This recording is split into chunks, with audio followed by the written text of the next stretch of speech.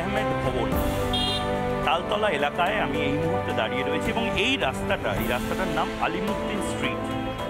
আপনারা জানেন যে আলিমুদ্দিন স্ট্রিট রাজ্য রাজনীতিতে কিসের জন্য বিখ্যাত, কিন্তু অনেকেই হয়তো এটা জানেন না যে সৈয়দ আলিমুদ্দিন আহমেদ একজন স্বাধীনতা সংগ্রামী, বিপ্লবী এবং তার পাশাপাশি একটা সময় বডি বিল্ডিং করতেন।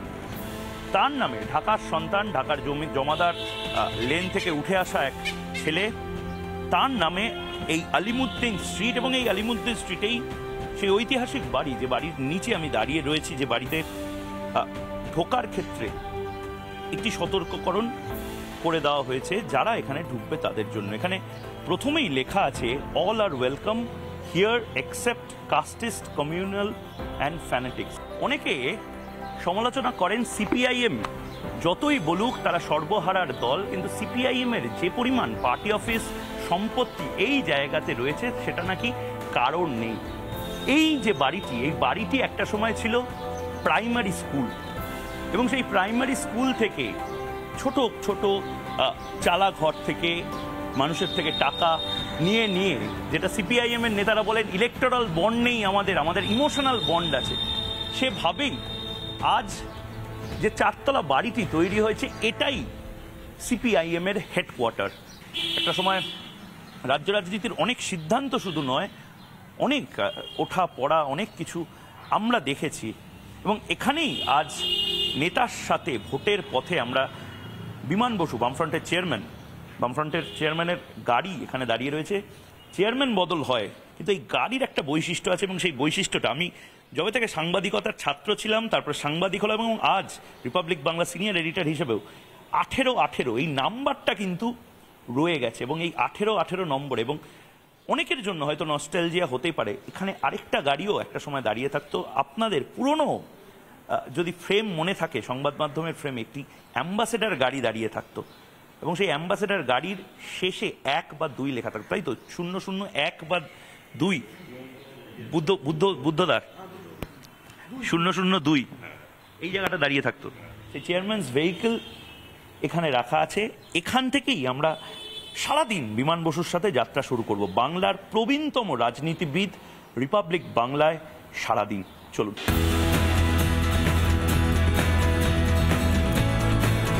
আমরা অপেক্ষা করছি ওনার কাছে যাওয়ার জন্য।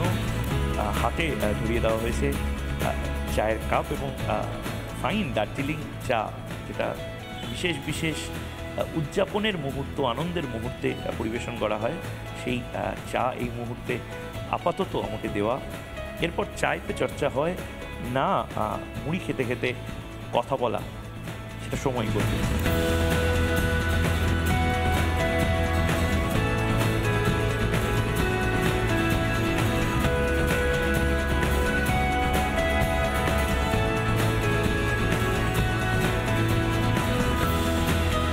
আলিমুদ্দিন স্ট্রিটের দোতলায় যখন বিমানদা তৈরি হচ্ছিলেন তখন আমরা বসেছিলাম এবং বিমানদা বা সিপিআইএমের কল্যাণে খুব ভালো দার্জিলিং টি, আমি জানি না বিমানদার সবাইকে এই দার্জিলিং টি খাওয়ান কিনা, কিন্তু আমরা পেয়েছি বিমানদা এই দার্জিলিং টি।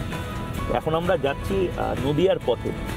বিমানদা, এই যে কোনো একটা গাড়ি, বোলেরো গাড়ি, কোনো সিকিউরিটি নেই, আপনি, আপনার চালক এবং আমরা এই যে যাচ্ছি, ছোটোখাটো নেতাদেরও এখন দেখি 5টা করে সিকিউরিটি, 2 জন করে পিএসও, 10 জন করে কেন্দ্রীয় বাহিনী বা রাজ্য পুলিশ। এটার সাথে কোথাও একটা কমপ্লেক্স তৈরি হয় না আপনাদের? না, কোনোদিনও হয়নি আর কোনোদিন হবেও না। ছোট কাউন্সিলর লেভেলের নেতারাও দেখি আমি প্রচুর প্রচুর সিকিউরিটি নিয়ে ঘোরে, ঠাট বাট। এই পলিটিক্সটা যে আরও বেশি করে ঢুকছে, এটা ঢুকছে কেন আমি জানি না।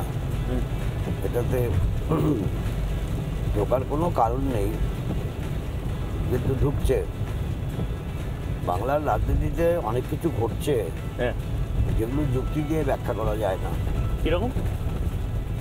যেমন অনেক কিছু ঘটছে, এই যে যেসব এই চাকরি কেলেঙ্কারি যেসব হয়েছে, সবসময় বলে বেড়াচ্ছে যে ব্যাপম মনে আছে, মধ্যপ্রদেশে ব্যাপম, ব্যাপমে তো এত বড় স্ক্যান্ডাল হয়নি। আপনি ব্যাপমের থেকেও বড় স্ক্যান্ডেল বলছেন এটা। এটা ব্যাপম থেকেও বড় স্ক্যান্ডাল। 26,000-এর ব্যাপার, ওখানে তো 26,000-এর ব্যাপার ছিল না। যা ওখানে টাকা পয়সার ব্যাপার যা ছিল, তার থেকে টাকা পয়সা এখানে কম হয়নি, তার থেকে বেশি হয়েছে। আপনি গাড়িতে যেতে যেতেই, মানে এটা বলা যায় কিনা আমি জানি না, বকা দেবেন কিনা, কিন্তু প্রায় আমি দেখলাম আলিমুদ্দিনে একটা এবং গাড়িতেও দুটো, প্রায় দুটো সিগারেট অলরেডি হয়ে গেল। ধূমপানটা মানে ছাড়া কি এখন পসিবল না, না ছাড়বেন না? এই বিষয় নিয়ে আমি কোনো কথা বলবো না। No comments, no comments. মানে এই যে পাট ভাঙা জামা কাপড় পরে এই যে বেরোনো, এটা কি আপনার কাছে মুশকিল ব্যাপার নাকি? না, এটা মামুলি ব্যাপার, কোনো কোনো সিরিয়াস ব্যাপার না। তাহলে এত মানে নতুন জামা পরতে অসুবিধাটা কি বৃষ্টিতে? ব্যাপার হচ্ছে পুরোনো জামাটা নষ্ট হয়নি এখনো। আমি কলকাতাতে যেরকম জামা কাপড় পরি, সেই জামা কাপড় কালকে যেরকম ঠাকুর বাড়িতে যে জামা কাপড় গিয়েছিলাম, সেই জামা কাপড় পরতে পারতাম। কিন্তু দূরবর্তী জেলা হলে পরেতে জামা কাপড়টা চেঞ্জও করি, কিন্তু চেঞ্জ করার ক্ষেত্রে আবহাওয়াটা একটা বড় বিষয় হয় আমার কাছে। কারণ বৃষ্টি হলে যদি গায়ে বৃষ্টি লাগে, তা আমি তো এই জামা কাপড় আর পরতে পারবো না। কিন্তু সিম্পল ব্যাপার এটা। আপনি কি এখনো নিজের কাপড় জামা নিজেই কাচেন? না, আমার সব কাজ নিজেই আমি করি। তো এই একই প্রশ্ন, ওয়াশিং মেশিনটা কেন কেনেন না? ওয়াশিং মেশিনে ফ্রন্ট লোড, টপ লোড, কত ওয়াশিং মেশিন বেরিয়েছে, সব কাপড় জামা ঢুকিয়ে দেবেন, বনমন করে ঘুরে আধ ঘন্টায় বেরিয়ে আসবে। এখন রাজনীতিতে ওয়াশিং মেশিন শুরু হয়েছে বলে আমি ওয়াশিং মেশিনটা ভাবি না। ওয়াশিং মেশিন কিনলে আমি মানে হাত কাটা পুড়ি হয়ে যাব। মানে নিজে হাতে, এটা কি মানে এক্সারসাইজের জন্য? মানে এটাও তো শরীর স্বাস্থ্য ভালো রাখার জন্য নিজের কাজ নিজে করলে শরীর স্বাস্থ্য ভালো থাকে। আমরা